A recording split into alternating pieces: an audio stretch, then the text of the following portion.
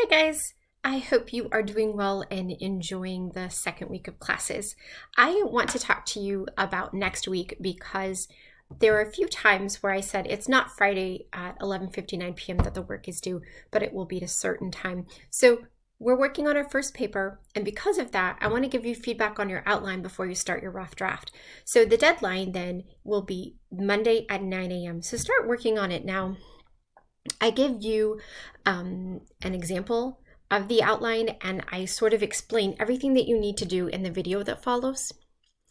Then your rough draft will be due by 9 a.m. on Wednesday so that I can give you feedback. On Friday, I'm going to ask for you to peer review, and I also will provide a video that shows you that process as well as how to grade.